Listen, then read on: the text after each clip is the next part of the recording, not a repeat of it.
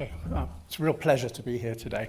First thing I'd say is that this has been a real stretch, both creatively and intellectually. So Helen, that was a hell of a brief you gave me, wherever you are. Thanks very much. So what I want to focus on today, I think, is where digital out of home, but also creativity is moving. And as Catherine alluded to, how we might ready ourselves in preparation for that. So I'm not going to go into the sorts of projects that I do, but they are pretty wide-ranging, to say the least. So today what I want to do is to look at a number of technologies. First of all is to look at the growth of holographic screens, where we've come from, where we're heading to. A little bit about perhaps the rise of orbital advertising, if this is something that any of you have come across. Then thirdly, to explore what Glenn talked about earlier, the rise of neural interfaces, how they are changing. And then finally to explore how we as creatives might future ready ourselves going forward. So let's start on Earth first, and I think we need to go back a little bit in history before we can understand the future of holograms. So anybody worked with live holograms? Live holograms for events? Okay, so if you have, you've probably seen something like Pepper's Ghost. And this goes all the way back to 1862, and it's still how, for the most part, it's largely done. It involves taking a projector, projecting an image off of a piece of angled glass or a mirror, and then firing it up through another piece of angled glass, and with some very clever lighting techniques, the audience is sitting behind, and it creates this illusion of, in this case, Pepper's Ghost. But I think what's changing now is we're seeing from San Francisco, Lightfield Lab, the new startup there, they're really innovating some interesting screens. So this was their early prototype back in 2018, received lots of wonderful acclaim from journalists in very optimal conditions, I might add. And then by about 2020, they want to introduce 45 centimetre by 45 centimetre panels, and we'll see whether they get to mass manufacture by then. But I think that for digital out of home, where it gets really interesting is their ambition to start stitching these panels together. Okay, so then we can actually have much larger screen formats, and we can have much larger holograms poking out of them. So where I think it gets really interesting, we're quite used to haptics in our mobile phones. So pretty much all of your mobile phones probably have a vibrational motor that translates electrical energy into, in this case, vibrational energy. And I think what's really interesting is when we start to expand the senses. Okay, so what about ultrasonic actuators? Now, there's an expression most of you probably haven't come across, but these are very common in synthetic biology, using sound in order to push molecules around to create, in some cases, the building blocks of life. And I think that we can employ this in a very interesting way as well. Through the use of these ultrasonic actuators, I think we can introduce a sense of touch into our holographic screens. So what kind of opportunities does that have for everyone creatively? So what does this all mean in the context of the smart city? Well, I put together a theoretical scenario where we've got Joe below. He's on his way home from work, and he's tempted by one of your marvelous pieces of creative, in this case, the McBug burger. Okay, so we're seeing factory farm meat is in decline. Perhaps we're going to see the rise of insect protein patties and synthetic meat and so on and so forth. And he's thoroughly tempted by this. So the technology has identified him, he's placing the order, he's being tracked on his way through from home using the equivalent of something like a WhatsApp live location, and then the food is there at the point that he arrives home. And what you might notice is this screen is a little bit different. I mean, we do see the use of solar panels, for example, that are capable of generating electricity. They're currently at around 15 to 22% efficiency. But on the horizon, we might start to see an entirely new form of material, photovoltaic paint. And this is still very much in laboratory conditions, but I think moving from 3 to 11%, once we get to the 20% efficiency barrier, we might start to see that generating electricity for these interesting screens. You'll also notice PaveGen as well, so this is converting the kinetic energy of footsteps and turning it into electricity to power the screen. So I think we've got some interesting opportunities ahead, to say the least. So let's head out to space now. We've spent a bit of time on Earth. I just want to spend a little bit of time in space focusing on this idea of orbital advertising. So anybody come across Start Rocket? Does that mean anything? Start Rocket, the Russian-based startup. So you might start to hear more and more about this. Here we've got the founder, Vlad Sitnikov. And by July 2021, if we're to believe his hype, the night sky might start looking something like this. Now, it's not without its challenges, okay, by far. You may have your views on whether we should be, in some cases, polluting the night sky like this, and Vlad certainly had his fair share of death threats. So there's still some technical and perhaps some societal challenges to overcome. But nonetheless, he seems to be going great guns, and let's see what happens. And I was very curious about this, so I asked my friend Helen, who is a space lawyer. Okay, so she's a space lawyer. She's dealing with all issues connected with the commercialization of space. And I said, are there any legal issues about this? And she said, well, there's no actual specific law prohibiting advertising in space, but there could be some potential nuisance and jurisdictional factors to arrive. Interestingly, Vlad seems to have overcome potentially the nuisance factors by suggesting that an ad would only ever be shown in a 6-minute rotation. Also, the platform would only work in areas of high light pollution. Anyway, so what does this mean for us? So I find some of these campaigns that I've seen earlier very, very inspirational. I suspect that the way that this will actually be accepted by governments is through something that we don't see so much in the UK, but we certainly see overseas, which is emergency alert systems. We see them in our mobile phones. Here we've got a fictional Japanese city, on a Japanese coastal city in an area of high seismic activity. I've found this myself. Who's seen the emergency alerts? You don't tend to see them in the UK. I've certainly seen them in Manila, in Sao Paulo. These are alert systems that basically overpower the conventional text messaging. And I think that this is really interesting because I suspect the way in which the technology will be accepted by governments is by facilitating emergency alert warnings. Now, anybody who speaks Japanese, I do hope that that says tsunami and not some kind of weird pornographic sex act. I was trusting my Japanese friend to give me the translation correctly. So, that's orbital advertising. Now I want to come from outer space and come to inner space and think about the rise of neural interfaces. It was absolutely fascinating to see that you were working with this so early. Neural interfaces. So I think in order to understand neural interfaces, we need to go back in order to go forward. So let's look at the history of how we've interacted with machines.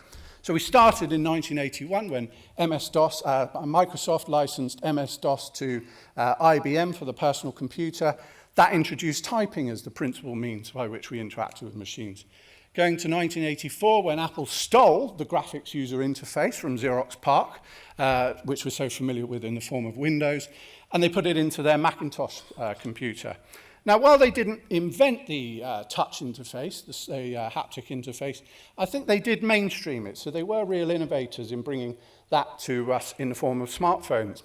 And then by about 2016, we saw the rise of spatial computing. So have we got smart speakers in our home, or remember Pokemon Go as a form of augmented reality, or even Beat Saber in the virtual reality scene? These are all examples of interacting with machines in physical space. And then by about 2025, I think what we'll start to see is more of these neural interfaces. And so what are neural interfaces, first of all? So I think that they take two forms currently. What Glenn was alluding to earlier, the dry interface that basically just sits on top of your head. And then the new iteration, which is sometimes referred to as the wet interface, which is all very I Know Kung Fu, Keanu Reeves style, going directly into the brain in the form of electrodes. So, thinking about where we've come from, you mentioned the electroencephalograph somebody did earlier. I can't remember your name, whoever said that. But Joseph Berger, 1935, he invented the electroencephalograph, the means by which we can read brain waves. And maybe some of you saw the Neuralink announcement by Elon Musk in July this year. So Elon Musk believes that, in order for us to really survive as humans, we need to work alongside the machines in a much more sophisticated way. So Neuralink is about giving us write capacity, or giving the machines write capacity to our minds. So it's not without its issues. And what I've done is I've put together a short 52-second video, which I think will give you some insight into where I think neural interfaces will take us.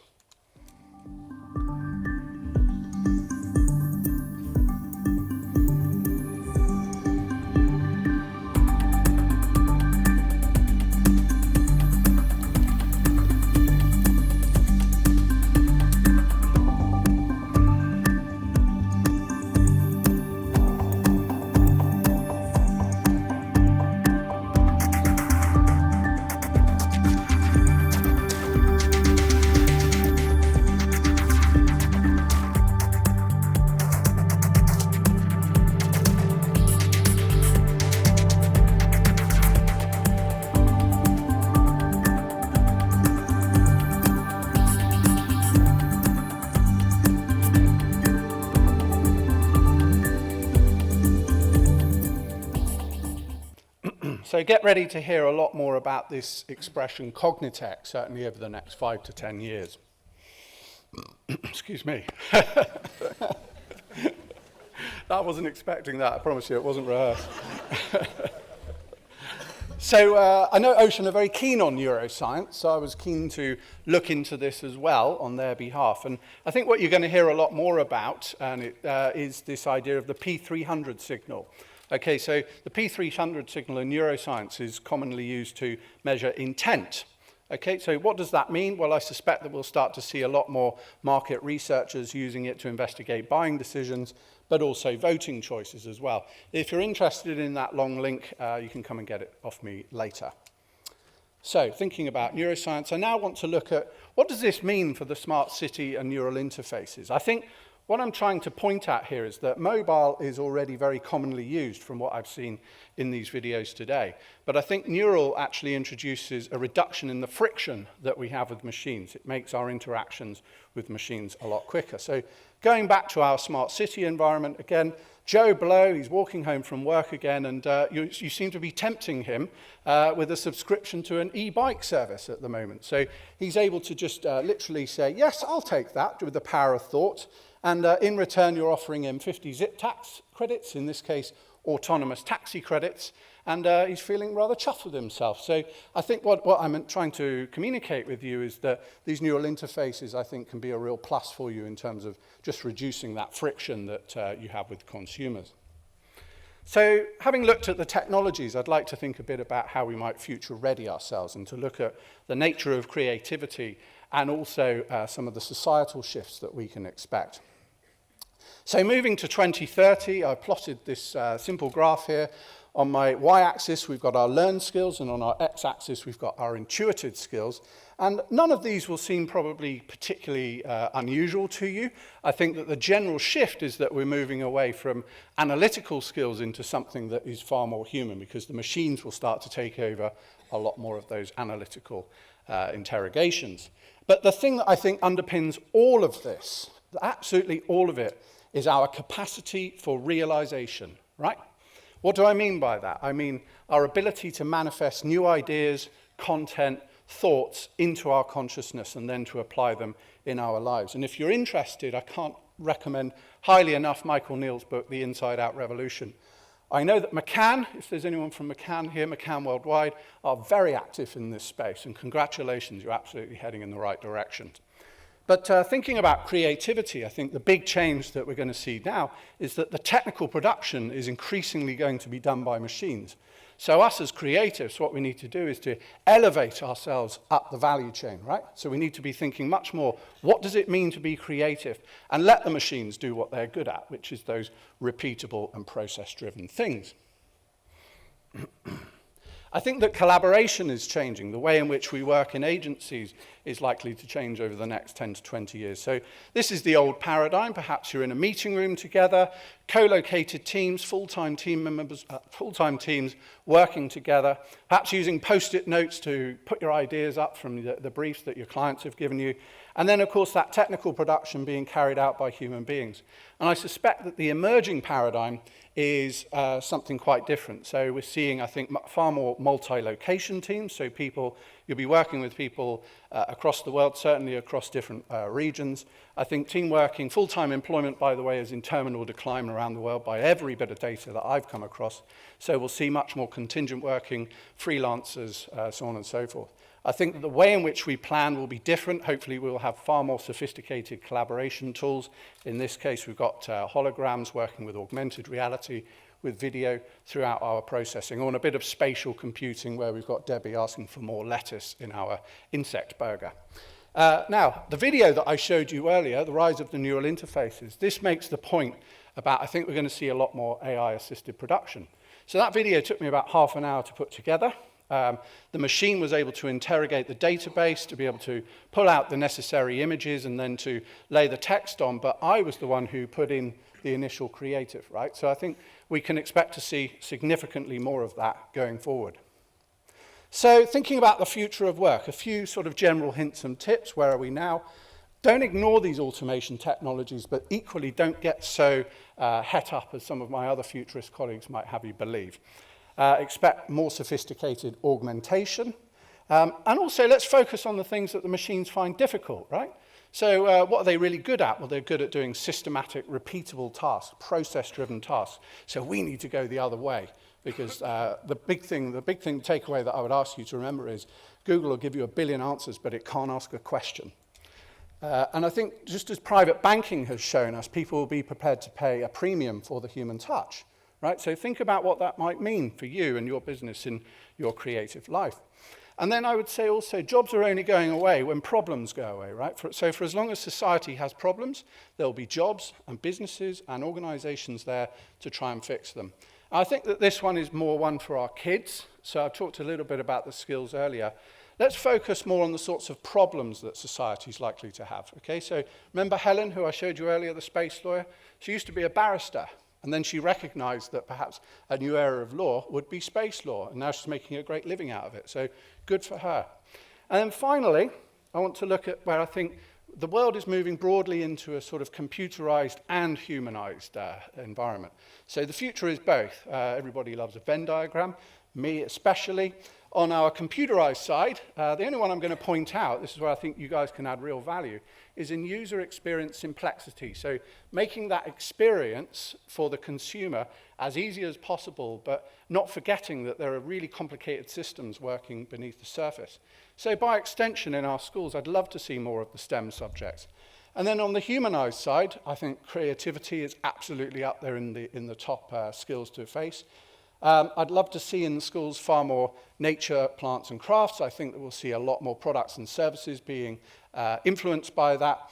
And then I think over time what we're going to move away from is this sort of industrial revolution era of psychology as a means of understanding the mind. And I think going back thousands of years to realize that the spiritualists and the mystics were always right, namely that it's an inside-out job rather than an outside-in job. Now, so who's used Deliveroo or Uber Eats or any of the delivery services? Right. So imagine that you've ordered your pizza. It shows up in 45 minutes, not 30 minutes. You're very disappointed. The system then penalizes your rider because they've done something wrong. But what it doesn't know is that perhaps the rider's been asked to witness a traffic accident. So this is an example, I think, which is a problem giving birth to a new class of job, in this case, the AI arbitrator.